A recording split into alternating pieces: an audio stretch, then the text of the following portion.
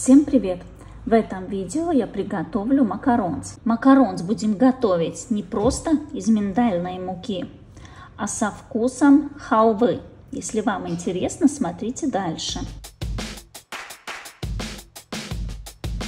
Нам понадобятся следующие ингредиенты.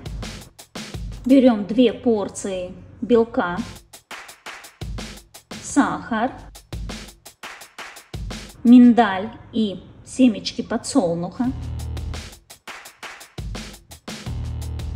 сахарная пудра, обычный какао-порошок и картофельный крахмал. Не кукурузный, а картофельный. И обычная вода. Нам надо все это перемолоть в кофемолке до состояния муки. Ставим в кофемолку миндаль и семечки. И чтобы миндаль и семечки не отделяли масло, к этой смеси надо немного добавить сухую смесь из сахарной пудры, крахмала и какао. Все вот так смешиваем в кофемолке, перемололи, пропускаем через мелкое сито. У нас получается вот такая мука. Вот эти крошки, которые остались более крупные, ставим обратно в кофемолку и еще раз надо перемолоть. Потом к этой смеси добавляем 1 порцию яичного белка. Перемешиваем эту смесь до однородности. Должна получиться очень густая, такая липкая масса.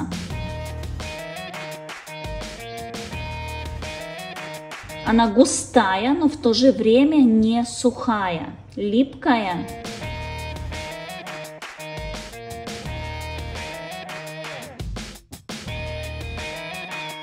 В ковшике смешиваем воду, сахар и ставим на плиту.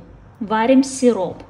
Если обычно сироп варится, советуют варить сироп до 118 градусов. Сколько раз пробовала готовить макаронс, и самый лучший макаронс у меня получается, когда я варю сироп до 120 градусов. Параллельно взбиваем 2 порцию белка. И очень важно белок не перебить.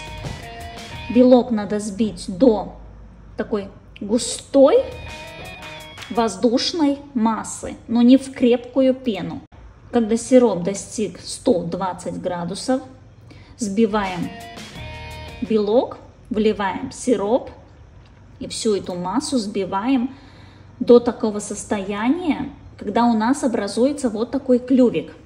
Он хорошо держит форму, но сам кончик этого клювика, он вот так немного шевелится. И второе, в этом этапе идеально, если эта белковая масса с сиропом остыла до 40-45 градусов.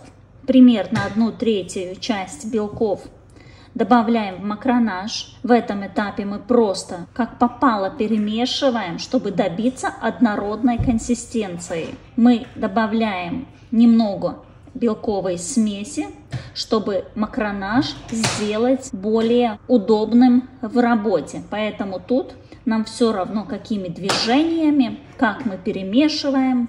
Главное, чтобы добиться однородной консистенции. Потом добавляю еще немного белки. Я примерно в 3 этапа добавляю белки.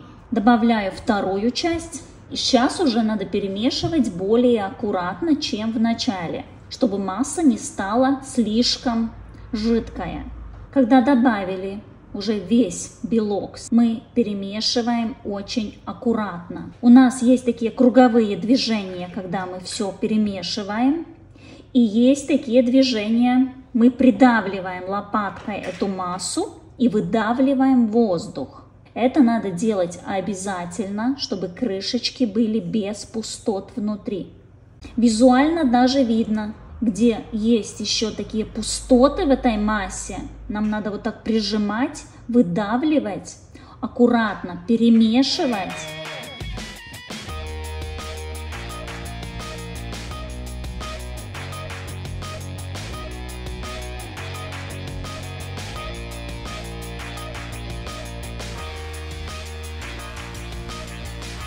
Чтобы проверить, достаточно ли мы перемешали эту массу, мы поднимаем лопатку с этой массой и смотрим, как она стекает с лопатки. Если она стекает с такой непрерывной лентой, то мы домешали достаточно. Если масса не особо хочет стекать с лопатки, то еще пару движений сделаем, перемешиваем. Но если масса уже стекает слишком быстро, то большая вероятность, что масса уже перемешана слишком много. Тогда наш макаронс будет растекаться и будет более плоские. Перекладываем в кондитерский мешок, выдавливаем макаронс. Я всегда макаронс выпекаю на тефлоновом коврике. Я пробовала и на силиконовом коврике, и на пергаменте, и на тефлоновом. 3 варианта. Самый лучший макаронс получается на тефлоновом коврике. Отсаживаю макаронс. Если эта масса у нас была немного густоватая и макаронс не особо растекаются, то мы потом немного можем отстучать. Я отстукиваю со всех сторон. Но если у вас эта масса получилась очень жидкая, то ни в коем случае не надо отстукивать. Вам макаронс растекутся и будут очень-очень плоские. Сушить макаронс надо, но время сушки зависит от разных факторов. Первое, насколько жидкая у вас эта масса получилась. Второе, влажность, какая у вас помещение, какая температура.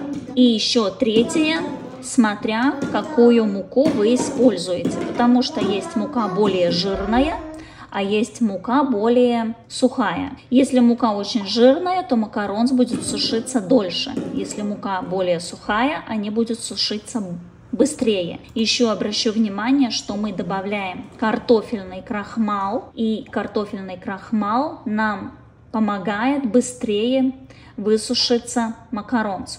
Сушу я примерно 10-15 минут, не дольше. Даже бывает, что через 5 минут я дотрагиваюсь, и макаронцы уже почти не прилипают. Выпекаю 150 градусов примерно 12-15 минут.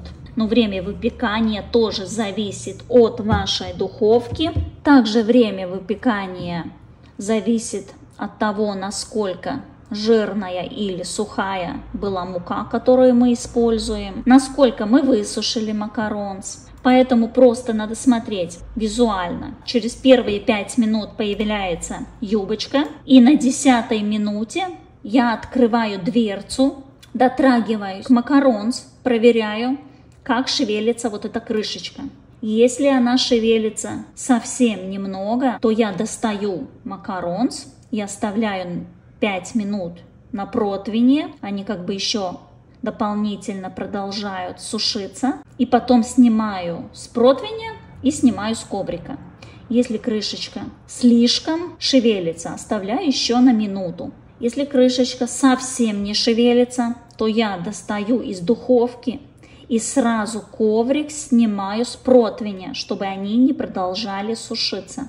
Обычно, если я готовлю по этому рецепту, где добавляю картофельный крахмал и какао-порошок, эти 2 ингредиента помогают быстрее сушиться, быстрее выпекаться. Масса с этим ингредиентом получается более стабильная, устойчивая.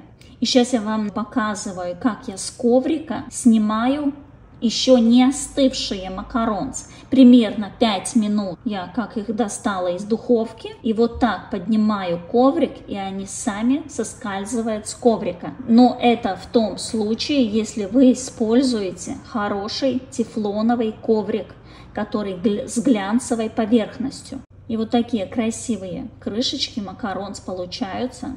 И даже теплые крышечки снимаются с коврика. Коврик остается чистый.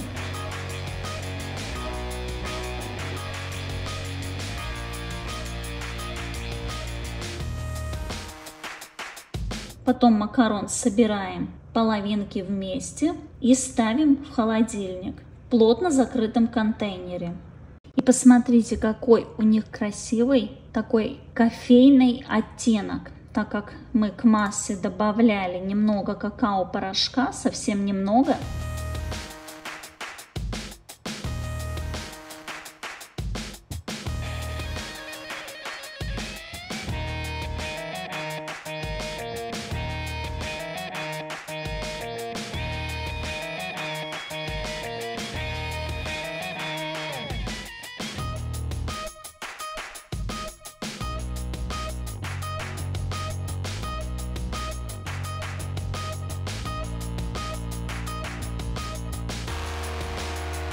Далее будем готовить взбитый ганаш на манговом пюре. Нам понадобятся следующие ингредиенты. Мы будем использовать пюре манго, сыр маскарпоне, который мы не заменяем на обычный крем-чиз, сливки 35% и белый шоколад 29%. Белый шоколад мы можем использовать любой. Сливки доводим до кипения, добавляем шоколад, перемешиваем, перебиваем блендером. Перебиваем не просто до однородности, а еще парочку минут, чтобы образовалась такая как эмульсия. Потом добавляем сюда же пюре манго, сыр маскарпоне и еще раз все перебиваем блендером какое-то время, чтобы образовалась стабильная эмульсия. Вот очень важно ганаш не просто перебить блендером до объединения, но перебивать примерно там 2 минуточки, тогда ганаш будет более глянцевый, более стабильный.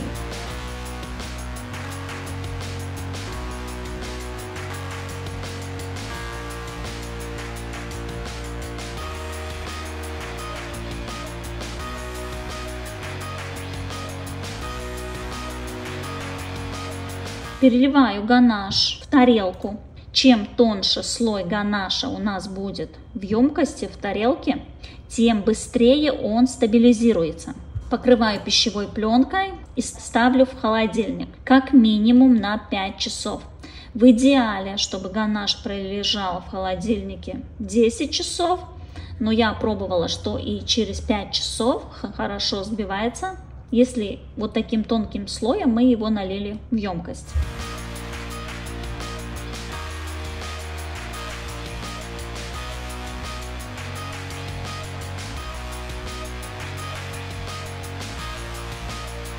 Достаем ганаш, вот такой глянцевый, кремовый. Он жидковатый, так как это взбитый ганаш, мы его будем взбивать. Перекладываем в емкость, где будем взбивать. Миксером взбиваем до густого состояния. Ганаш взбивается очень хорошо и очень быстро. Становится очень густой, кремовый, воздушный. Этот ганаш вы можете использовать и без сыра маскарпоне, но я добавляю сыр маскарпоне, чтобы ганаш был менее сладкий. Перекладываем в кондитерский мешок, чтобы наполнять макаронс.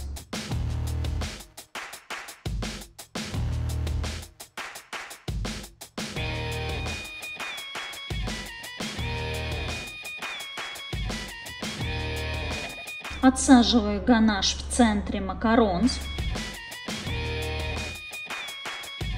И в сам центр беру другой кондитерский мешок. Тут у меня подготовленный курд маракуйя. Как приготовить курд маракуйя, у меня есть рецепт на канале. Ссылку оставлю в описании. И в центр ганаша я выдавливаю этот курд.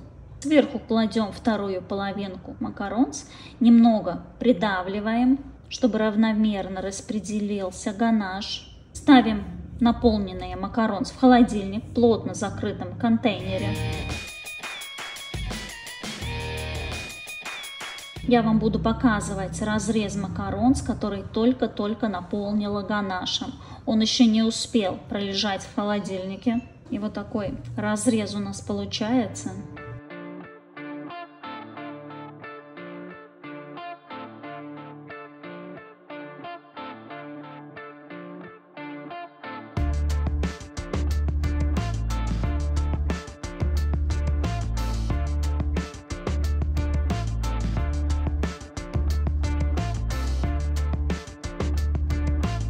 Макаронс я добавляю разную ореховую муку, разную муку из семечек. И в итоге у нас получаются сами крышечки с разными вкусами.